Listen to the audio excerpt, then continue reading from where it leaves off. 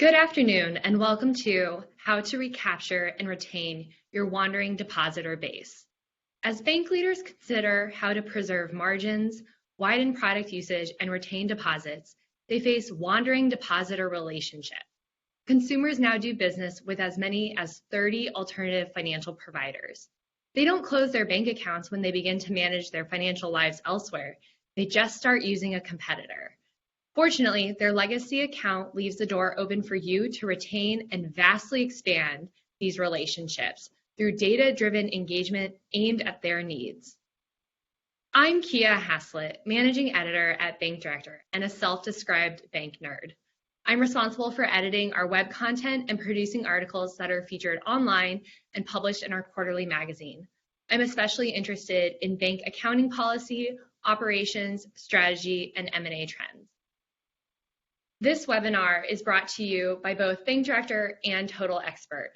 An information resource to the financial community since 1991, Bank Director focuses on the strategic issues most fundamental to a bank's CEO, senior leadership team, chairman, and independent directors. Total Expert is the leading fintech software company that delivers purpose-built CRM and customer engagement for modern banks. Total Expert unifies data, marketing, sales, and compliance solutions to provide a cohesive experience across the customer lifestyle. Total Expert turns customer insights into actions to increase loyalty and drive growth. Before we get started, let me share just a few things to keep in mind. First off, don't worry, we can't hear you. You have joined this webinar in listen-only mode. We recommend that you click on the slide bar at the bottom of the screen to adjust between the presenter and presentation. And if you have questions for our speaker, please note them by clicking the Q&A button found on the right side of your screen. You can do this at any time during the presentation. Once our presenters have finished with their talking points, we'll have a Q&A period where those questions will be answered. There is no need to take detailed notes. The presentation will be shared with all attendees within 24 hours via email. It will also be available on bankdirector.com. If you have any technical issues, you may also note those using the moderator chat feature on the right-hand side of your screen, and we'll do our best to take care of it. Regarding our polls, those will also appear in the sidebar near the Q&A button. When you've selected your answer, just hit vote to submit your response. Finally, the opinions expressed in this webinar are those of the individual speaker only and do not necessarily reflect the opinions of the other speakers or the entities with which the speakers are associated. On that note, let me share a little bit about our speaker today. JJ Sly is a principal product marketer of banking at Total Expert. He brings over 20 years of financial marketing experience, including 10 years at a $2 billion bank near Minneapolis, where he served as the Vice President of Marketing. In addition to developing the vision and strategy for the marketing team to drive account acquisition and cross-sell opportunities, he was closely involved with the implementation of marketing technology solutions, including CRM, marketing automation, mobile banking apps, and SMS platforms. So, JJ, take it away. All right, well, thank you, Kia. I appreciate that. Take me a second here just to get my presentation going, even though we practiced it earlier, so sorry about that. All right, well, thank you everyone for joining me today. We are here to talk about how you can recapture and retain your wandering database. And when we talk about that, what exactly do we mean? Kia alluded to it. We all know that customers have a lot of options and a lot of competition that's interested in working with them. Sometimes they find their solutions for their financial needs through your competition and never close their account. They don't just disappear, they just simply wander off. So it's not as clear-cut as an attrition metric, but they're no longer coming to you right away for their next financial need. And when you see them again, it's not for certain. So let's start off and talk about how much of a problem this is today.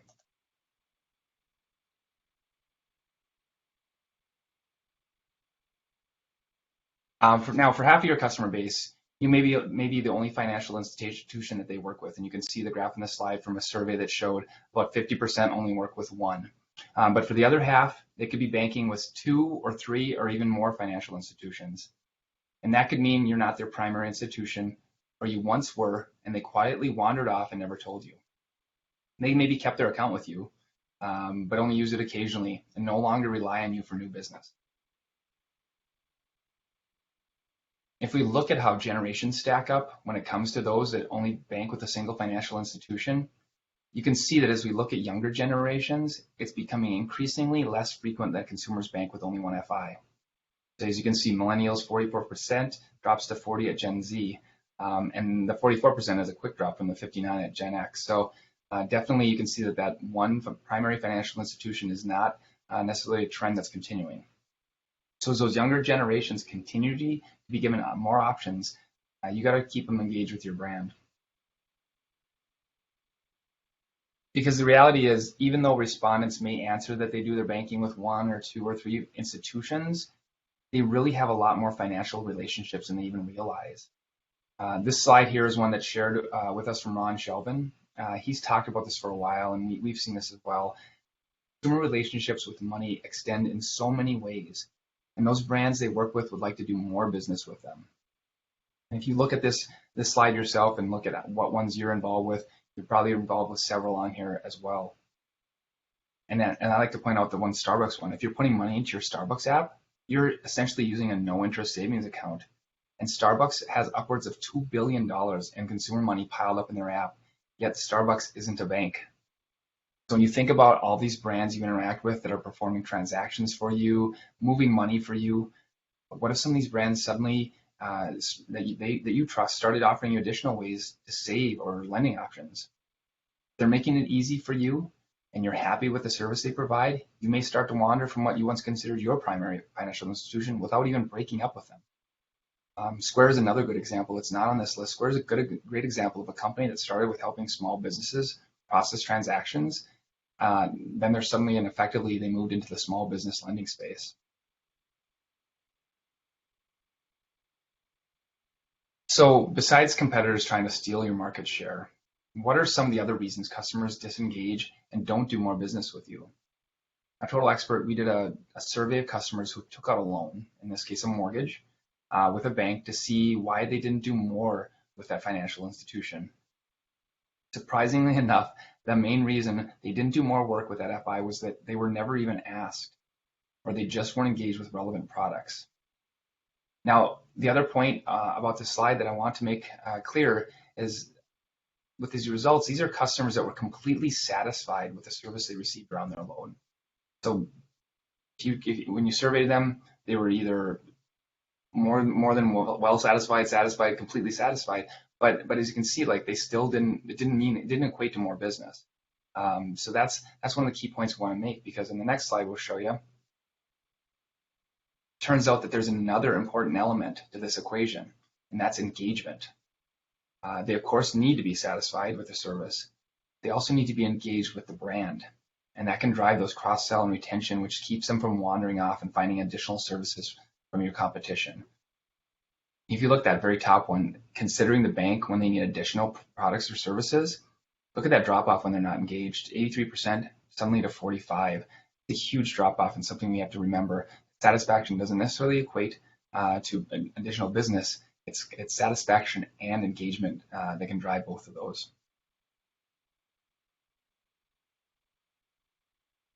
So one of the key ways a customer was engaged or has been engaged with their bank, simply going there. So seeing familiar faces, engaging in that small talk, and the staff there was able to deliver these highly personalized services to them that was unique to their needs. It's still the case for those that are still coming in. But for those of us on the call, we already know that customers don't necessarily stop in the bank as frequently as they used to. We started and we continued to push them out of the bank with the ATMs in the 90s, then direct deposit, online banking, mobile banking, remote deposit. And then of course, during the pandemic, customers that were kept away from the bank haven't all returned to their old habits of coming in. And that's why many institutions have turned to technology to help them fill in that gap, find ways to engage their customers so they feel more connected and engaged. So before we just go on, I think this is a good opportunity for us to better understand where you feel your bank is trying to close that gap and engage with your customers more. So we got this poll up. What is your top initiative to improve engagement with customers? Now you may be doing one or several of these, but we're kind of just curious on what's the top thing for you. And obviously, I'll read these. You can read them. Is it new processes and procedures that you're putting in place? Are you adding new team roles, like customer experience leader in some capacity? New technologies, outside vendors, or maybe you don't have a formal strategy.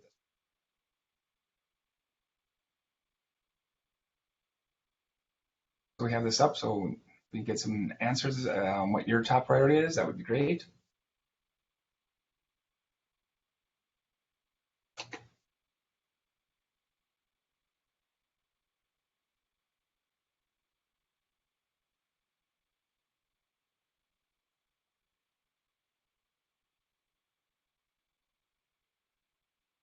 And it looks like right now implementing new technologies is the clear winner on that one. So it looks like 75% are answering that that's their number one, with new processes and procedures at like 25. So implementing new technologies makes sense. I just mentioned that's what banks are doing. So thank you. Thanks for answering that poll for us. We appreciate it. So now we've talked about what has changed. But what hasn't changed? Well, people still have those financial needs. They need a place to keep their money. They need ways to spend that money. They need ways to borrow money. And your bank can still help them, just like you've always done.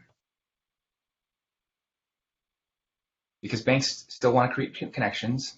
They want to offer relevant help with products and services, get to know their customers, deliver those personalized experiences. But there are things standing in the way.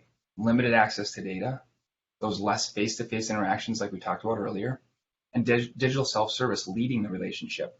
I always thought that at our institution that it wasn't a challenge. It was a challenge, slightly a challenge that as we pushed people through those online relationships, that suddenly we were going to lose a little bit of that relationship building that we did in the branch. And I always thought that one of the primary relationships they had wasn't necessarily digital, but was with their debit card. Our logo was on it, and they used it on a daily basis. And that thing had to work. If it worked, they were happy with us. If it didn't, there was a problem. But because that was our primary way they interacted with us, some of that relationship stuff could fall behind. So we work really hard at our bank to keep those relationships going. And I'll talk a little bit more about what we did here in just a few moments. So how do we help at Total Expert? Well, as a customer engagement and experience platform for modern banks, we help you consolidate that data, bring it together to a single place, drive that human outreach at the right time, and then introduce humanization into digital. So just like I said, creating that engagement through digital ways that maybe we don't have the opportunities in person anymore, but we help deliver those in new ways. And we do that built on the foundation of proactively educating, engaging, and advising customers, which you'll see that for institutions that do these things, trust does grow. And with trust comes loyalty, which really keeps those customers from wandering away. You can see that stat on the screen. 82% of consumers say they place more trust in institutions that continue to educate them.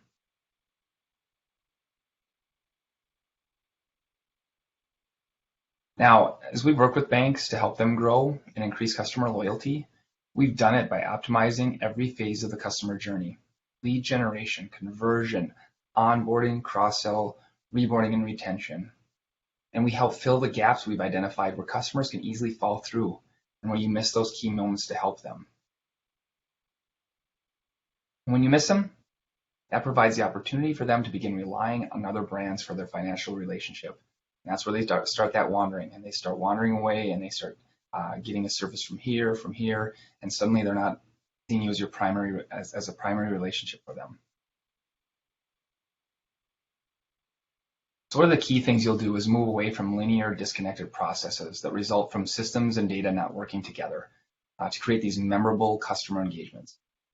Now, in the past, you maybe have used a typical email drip campaign or calling lists, or you've utilized some type of SMS text messaging if you've dabbled in that at all to reach out to your customers.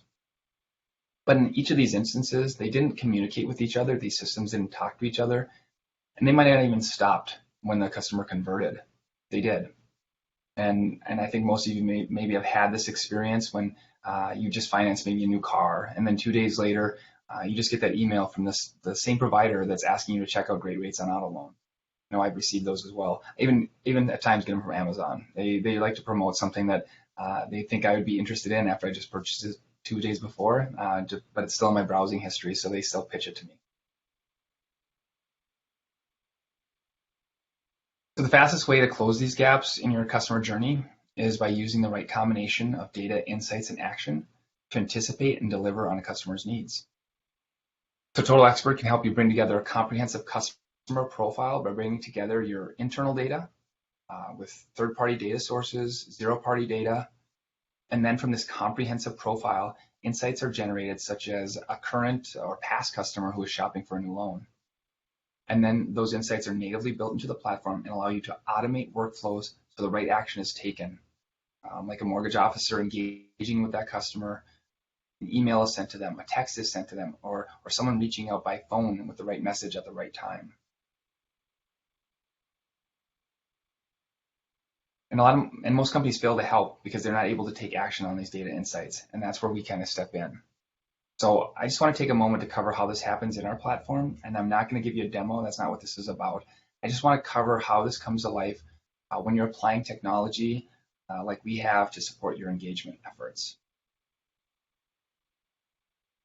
And for me to explain that, again, it's not a demo. I just want to show you this because this is how it happens in our platform. We use 4 main components in our journey creator, which will bring a customer onto an intelligent journey, then direct them based on signals to alternate paths that align with how they're reacting to a journey. So you can see there's a trigger, like it's opening a new account.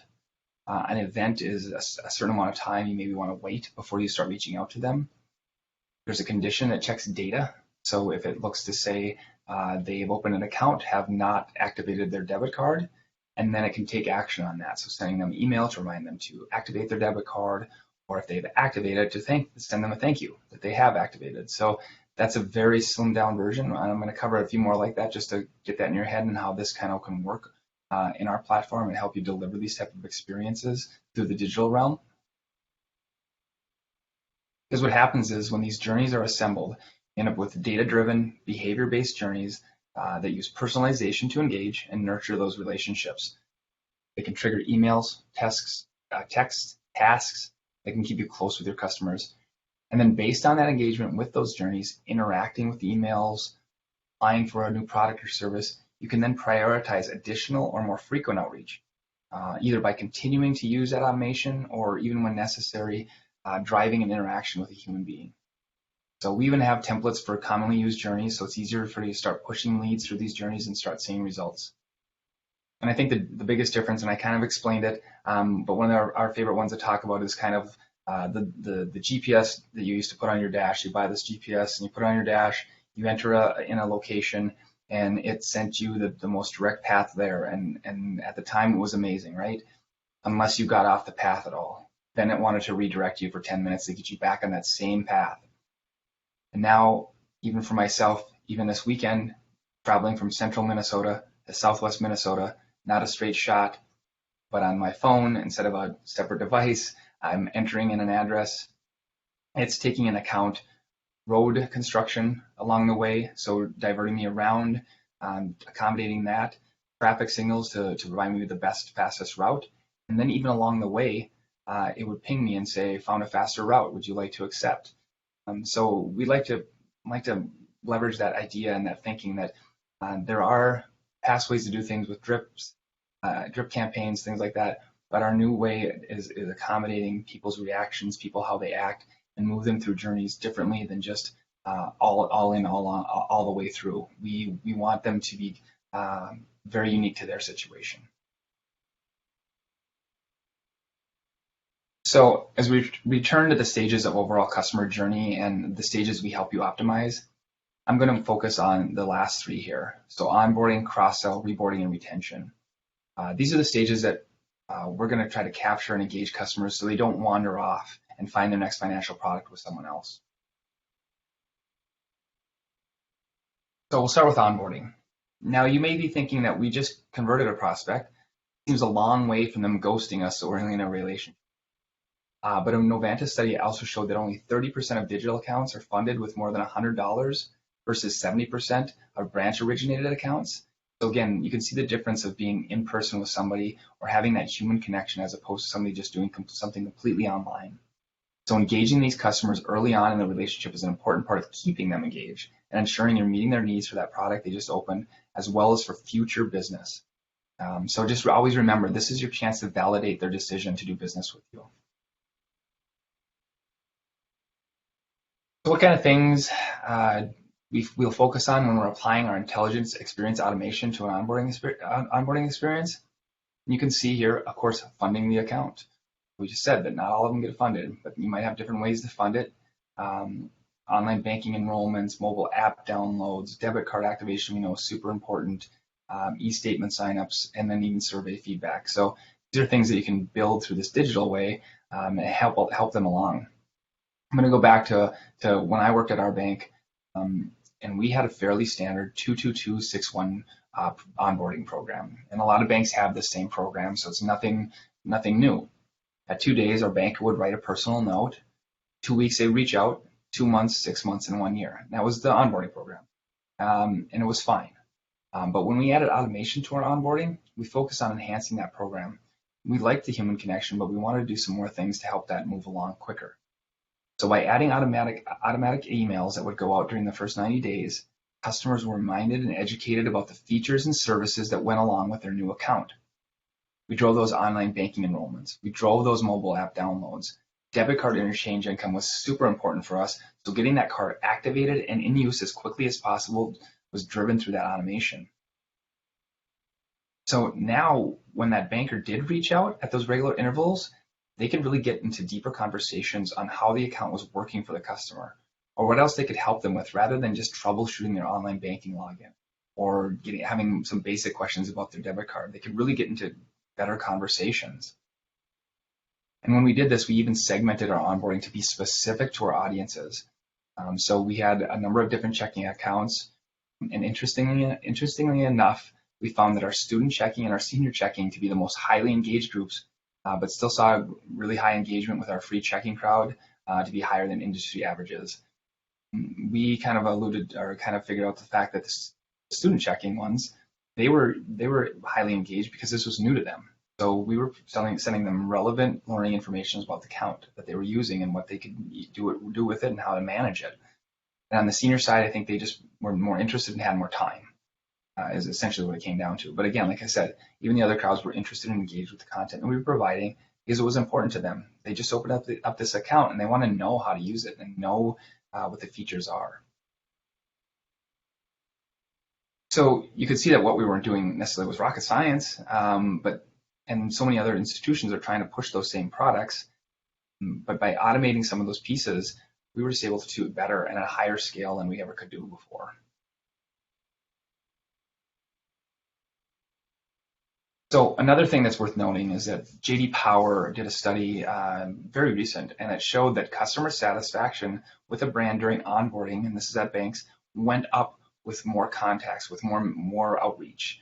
And was at its highest customer satisfaction score when the average was 5 to 7 contacts, 5 to 7 times they reached out during the first 90 days. So if I go back to our previous 22261 version, we actually were only reaching out to them 3 times in the first 90 days. And once we added our automation in, we were potentially making contacts 7 to 9 times. And so customer satisfaction will grow with that. Like we said, it's not just customer satisfaction, it's also engagement, but they were engaged with the content we were providing to them. And in fact, when we looked at this as well, we had the 2 days, 2 weeks, 2 months, 6 months. We actually did another reach out. We had another human reach out in there as well. I think we kind of broke that up a little bit more. We wanted to get as many times a human was reaching out to them before 90 days, before that 90 day threshold. When you kind of lose engagement from a customer. We wanted it beforehand, and also just to ensure that account was doing the right things for them. So here's a simple breakout of how a small element within automation can work during a retail checking onboarding to drive debit card adoption. Like I said, this is a demo. This is just really kind of a light way to show kind of how our platform works. We see a new checking customer show up in the data, and so that automatically triggers a welcome email within a certain time frame. It could be right away, however long you want. We can have like I said, you can have an event in there, a certain amount of time that you want to wait for before the next communication. And in this case, there's an SMS that goes out, and then a second email reminding this person to be on the lookout for their debit card because it's in the mail, it's on its way, and they should activate it when they get it. Maybe remind them to watch for their PIN mailer and not to lose that because they'll need it for activating it if you still do that. And then it does a check there in that orange little box where it's looking to see if that debit card has been activated or not. If it has, it moves them on to a survey, ask how the onboarding or how the account opening went, or it can go down another path and start reminding them via SMS or via email to activate their card, and can continue doing that for intervals that you choose, you feel is sufficient and not really bothering them, and can even lead to a point in which someone actually reaches out to make sure that everything's going well for them. So just another example of onboarding that could happen. In this example, we're going to use a small business onboarding scenario. And you can see how conditions can determine the next email a customer receives and how their interactions with those emails can drive additional outreach. So in this case, Emma here opened up a new business checking account. She received her welcome email. It waited, it checked to see if she had signed up for online banking or one of the other type of accounts, and then drove a different email based on that data. And if she hadn't activated her online banking and she ended up clicking on a link within that email because she did have more questions, that could trigger tasks for someone to follow up and say, Emma, we understand that you may be having problems logging into online banking. How can we help you? Then a certain amount of time may pass again, maybe it's a week, and then you can assign an additional follow-up, which you probably would do anyway to make sure that the account is working well for her, that she received her card in the mail, and also can do a data check for additional to reach out via email. And you can see how this carries over. Another email sent out a little while later. If she clicks on that, maybe it's something about treasury management, features in treasury management you want her to know about because she didn't sign up for any of that type of stuff. Maybe it's merchant services. If she clicks on it, it can trigger another type of outreach so that you know that she's engaging and that you want to reach out because she showed interest. And this can carry on for the first 90 days, however long you want it to go through. And like I said, based on what she's doing and what she's opened, the emails can go one way or another. So we had a client, a Total Expert, who was utilizing our platform for onboarding. Very happy with the results. You can see on the lower right there the success metrics. They were seeing 50% open rates with their emails, 15% click-through rates on their onboarding, and industry averages there on the left, open rates of 20%, 2% click-through rates. So you can see they were crushing those numbers, and they were super excited about the engagement they were seeing on the onboarding.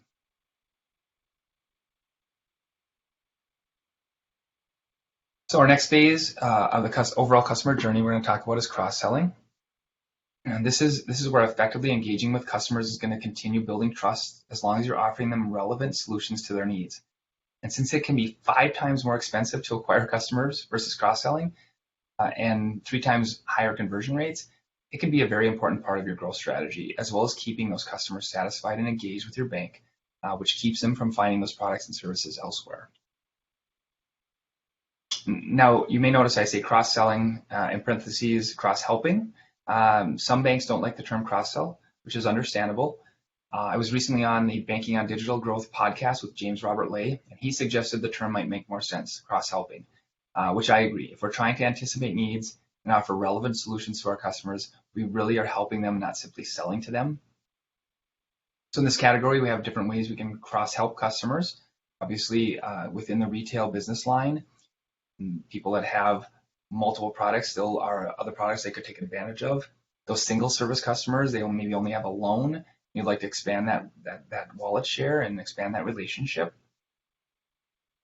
Retail to your mortgage division, identifying those retail within your retail line opportunities for the mortgage division to offer financing for homes, and then the mortgage side offering banking products to the retail side.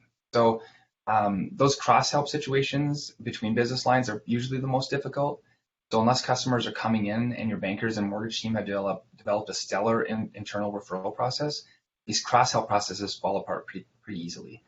But if you're bringing in your silo data together into a single system and using insights to drive action, then you can see these referrals happening through the digital landscape, happening frequently and at scale. So I'm going to take a couple more examples of how this would work in our platform. In this case, we're looking at part of a customer journey where we're deepening relationships. So maybe we've identified similar traits that show a savings account is a good next best product for specific segments of customers.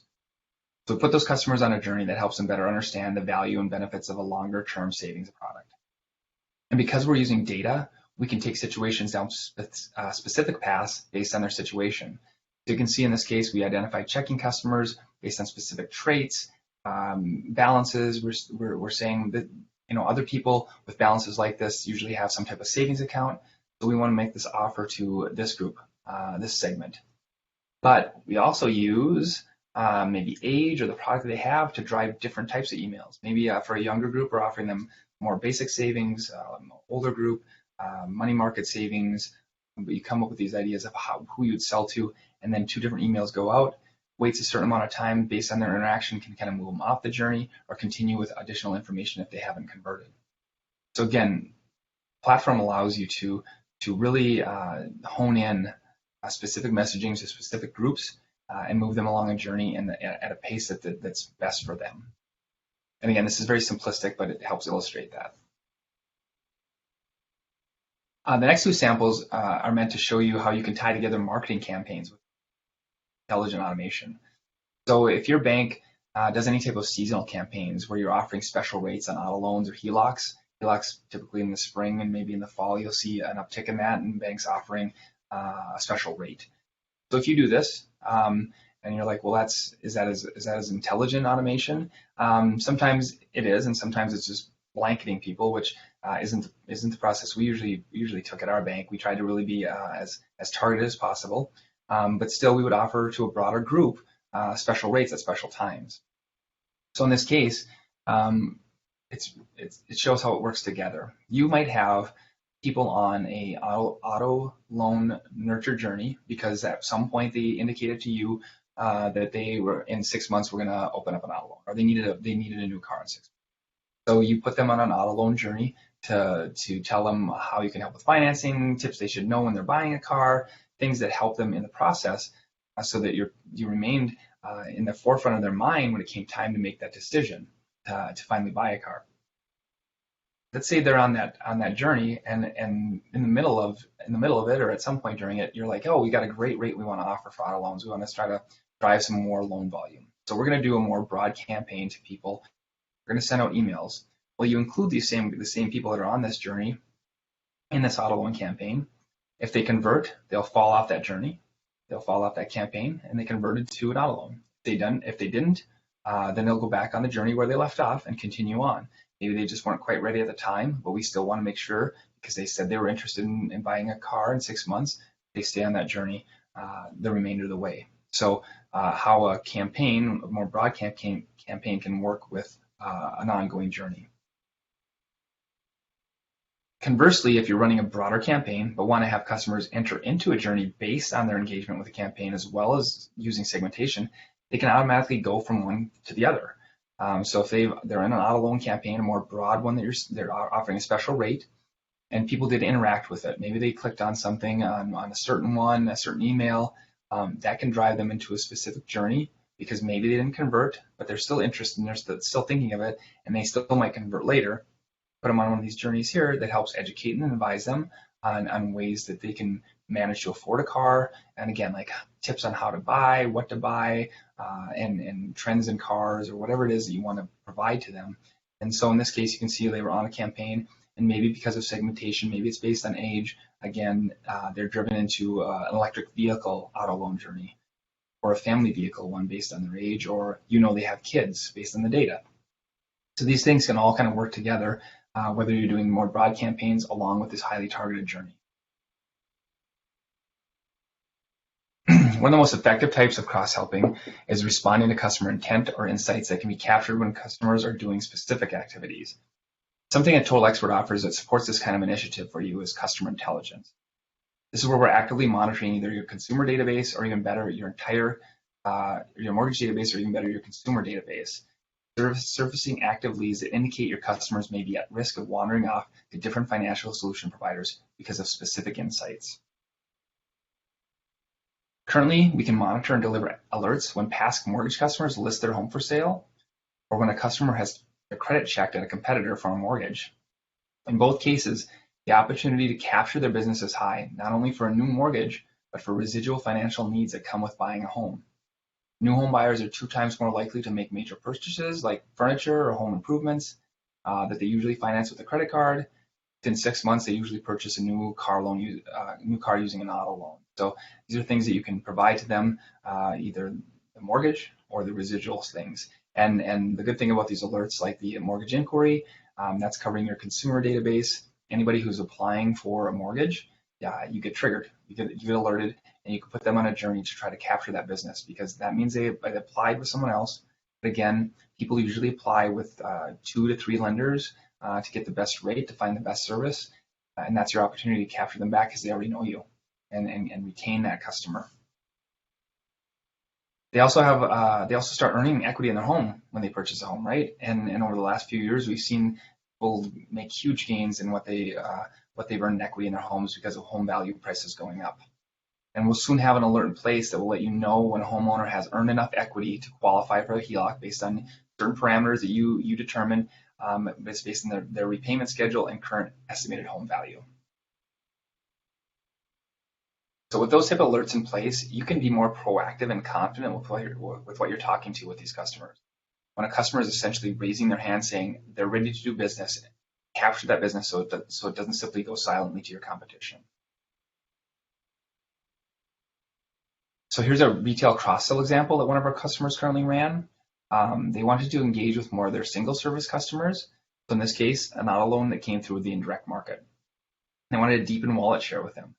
Now, typically these type of customers only convert around 2 to 3%. So it's really low to see someone who simply took out an auto loan at a dealer with your bank name on it, converting around 2 to 3%. So it's very low. But with our intelligent automation that they launched to engage these customers, they were able to see 3 times that rate, with the majority of them actually opening up a new checking account. So you can see these things can actually help people educate and advise them and capture that business and bring it to you. So our next category is reboarding. This is a critical category when it comes to keeping those customers that may slip through the gaps in the overall customer journey. If their habits begin to change, you want to bring your brand back on the radar and remind them of the value you bring to financial. So here are some of the reboarding that we see as important to your efforts to keep customers engaged with your brand. So it's those low usage deposit accounts. You want to capture them back before the account becomes inactive or dormant. Debit and credit card usage, obviously I talked about it earlier, and for us it was super important, that interchange income that came from the debit card and even through credit card. So keeping customers re-engaged with those things if they've stopped using them or have begun to not use them as frequently.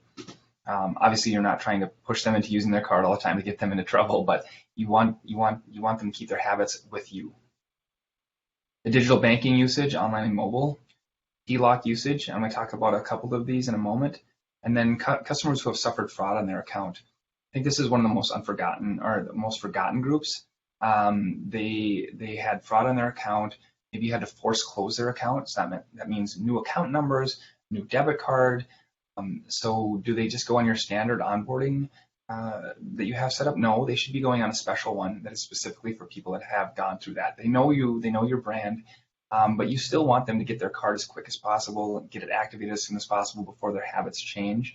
And you want to help them in that way too, just to help them through that process. So there might be additional education that you provide to them around identity theft or things they need to do to help move them along through that. So that definitely is one I think that a lot of banks could take advantage of. We live in this time where a lot of fraud happens on accounts. So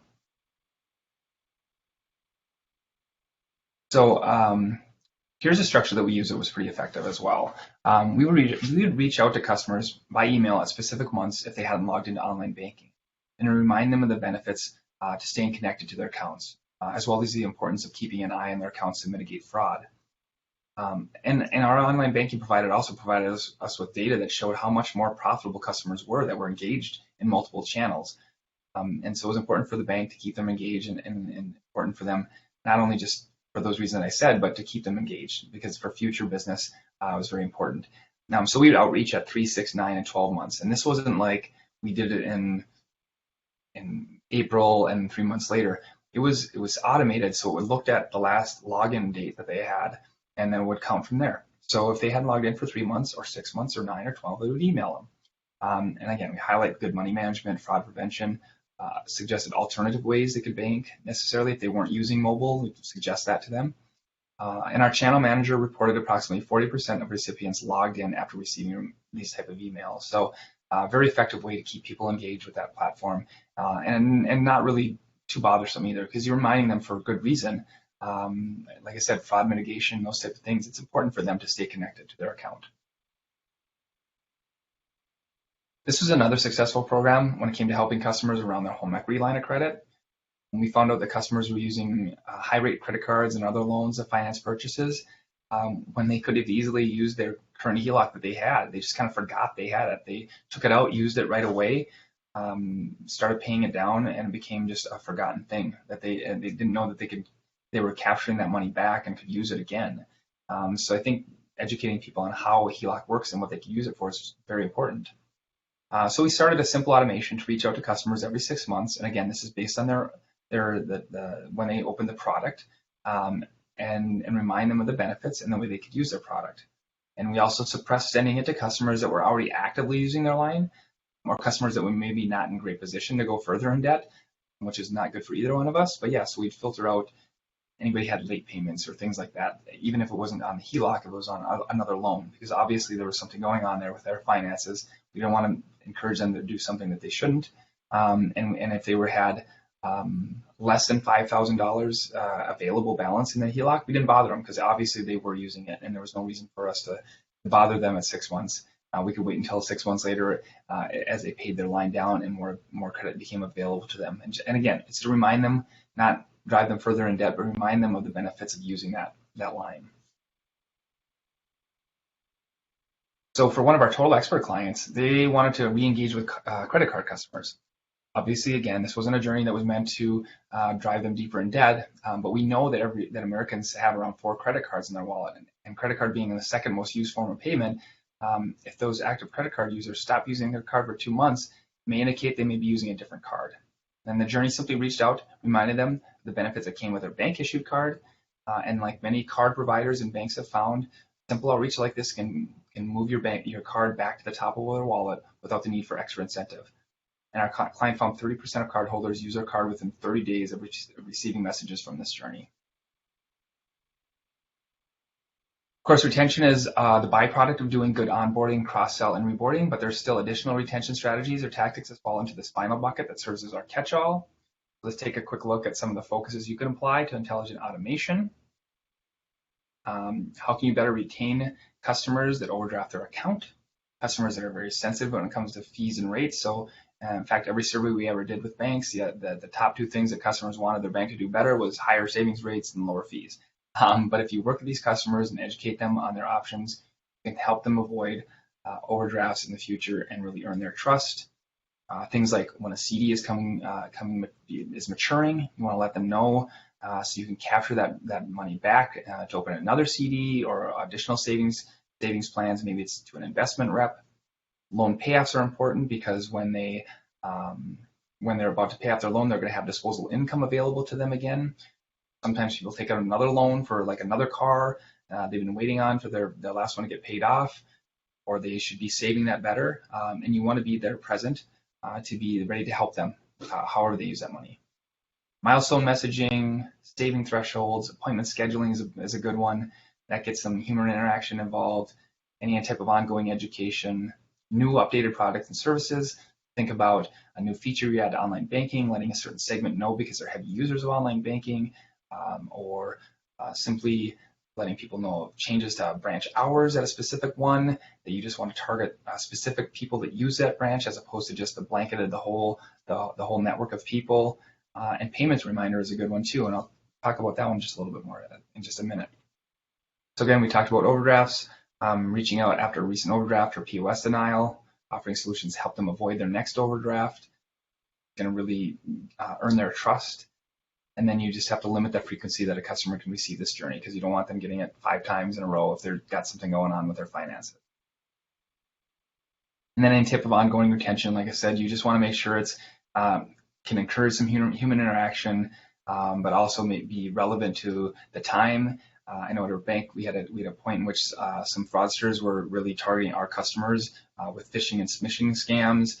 So we jumped on that and took the opportunity to educate our customers on that specifically, not bombarding them with constantly with about fraud stuff that would just be lost to them, but at specific times where it became very important for them to really pay attention to their accounts. So one of our Total Expert clients set up a loan payment reminders for a retention journey, primarily meant to be a value add to engage loan customers and serve as a friendly way to keep them on top of their payments. You can see that the end result was delinquent payments reduced by 21%. Okay, so with that, we Total Experts see our intelligent journeys as the key to providing those personalized experiences that really extend that amazing service to currently provide in branch into digital experiences. And that results in those engaged customers that you see as you as their primary source of their financial needs, don't wander off as easily when it comes to their next financial need. Now, an important element that I just mentioned was that personalization, delivering personalized information, recommendations, relevant messaging through intelligent journeys carries a great deal of weight in consumers' decisions on who they do business with. Through a Boston Consulting Group survey, 57% of consumers remain at their bank because of a personalized approach. So personalization matters and can not only improve acquisition and onboarding, but has a direct correlation with value per household as part of overall customer retention. So about this time last year, we surveyed some banks and credit unions and mapped out the respondents on a maturity model to better understand where they were in their digital transformation and how and if they were using data insights and actions to deliver intelligent journeys with personalization. It's interesting and not too surprising to find that many landed a little left of the middle. So I'm going to leave this up for just a minute. Oh, sorry, I just jumped ahead. And I'd like you to kind of maybe self-assess where you fall in this model. As you do that, we did have some encouraging trends that we found out when we did this. According to our research, 80% of the financial institutions were implementing new technologies, kind of like we answered at the beginning. 73% were adding new processes and procedures. 51% were working with outside vendors like us to improve. So it's really a great time to step ahead of your competition and improve your retention efforts and keeping those customers from quietly wandering off. So now that you've seen that model, I'm wondering if you wouldn't mind just letting me know where you would maybe assess yourself and where you put yourself on that model. So remember that assessing is that first preliminary stage where you haven't done a lot in terms of personalization and automation and intelligent journeys, things like that. Initiate and leader would be the ultimate state. So if you wouldn't mind answering some of that, that would be great. Curious what we have on the line.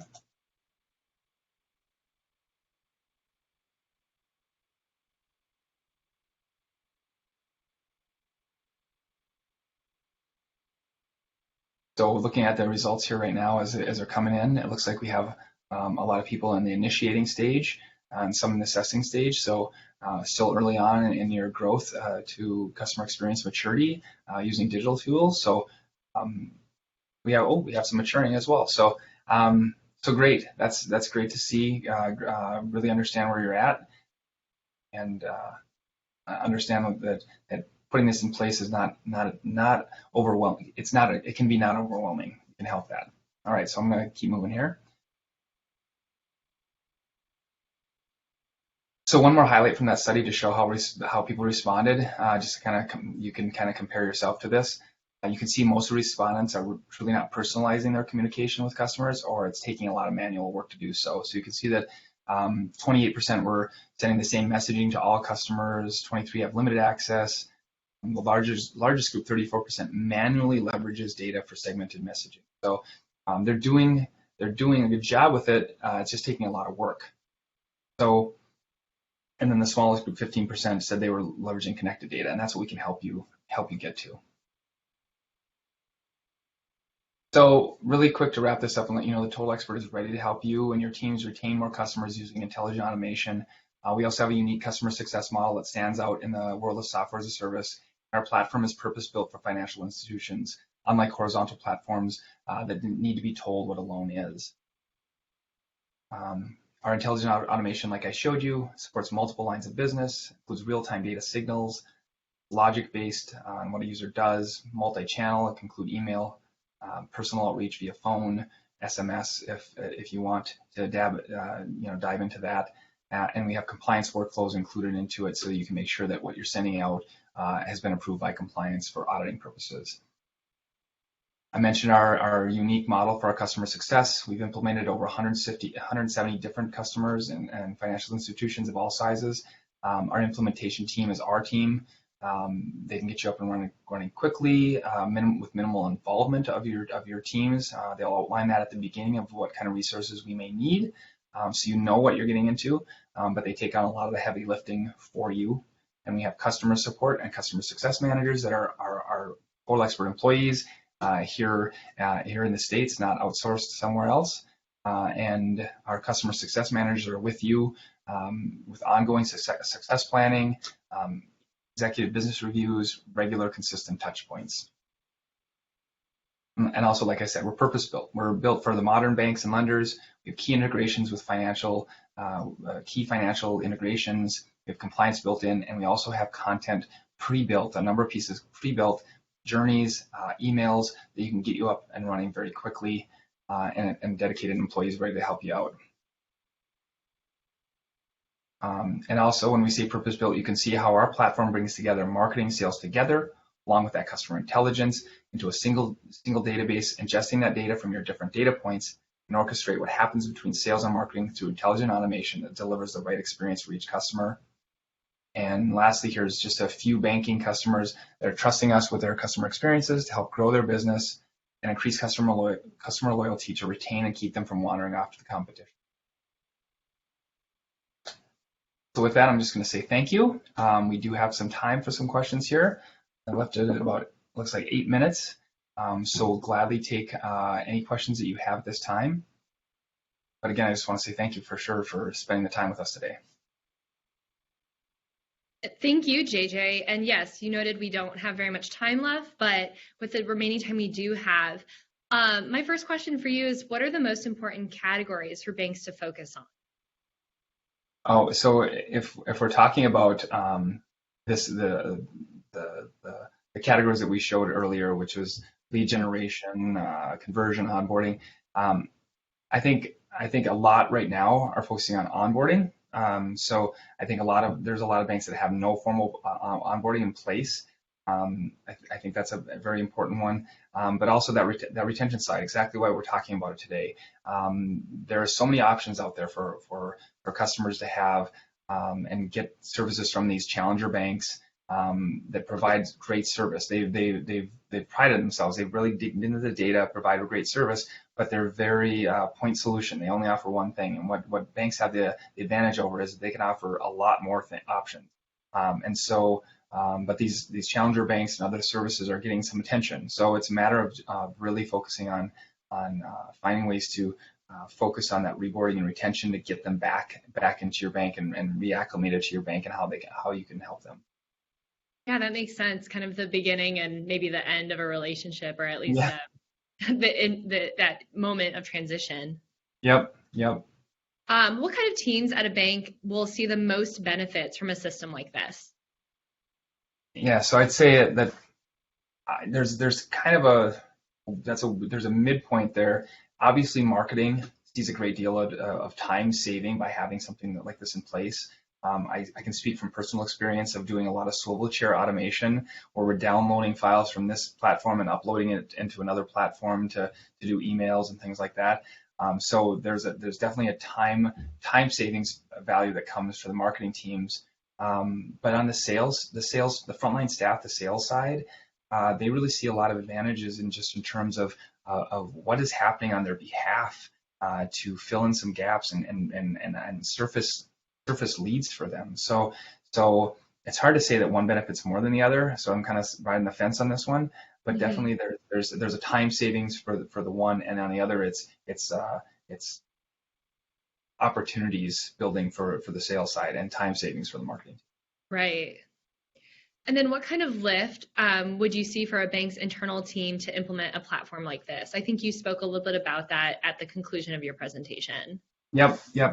It's you ask the implementation team and they'll say it depends, and it's true. It depends on how much data you're bringing in, how much work, how much help is needed.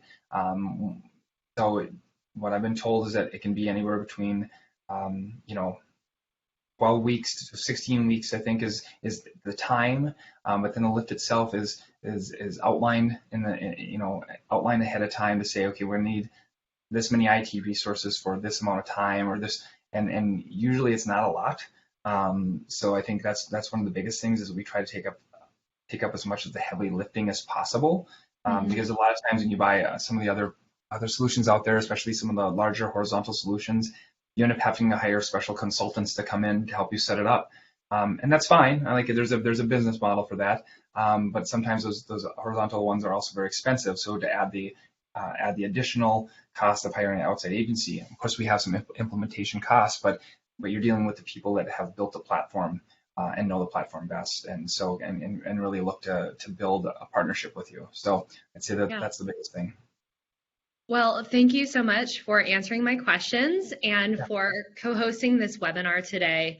And thanks again to Total Expert. For our webinar attendees, as a reminder, you will receive a recorded version of this webinar within 24 hours, and it will also be posted on bankdirector.com. Thank you everyone for joining us today, and have a great rest of your day. Thank you.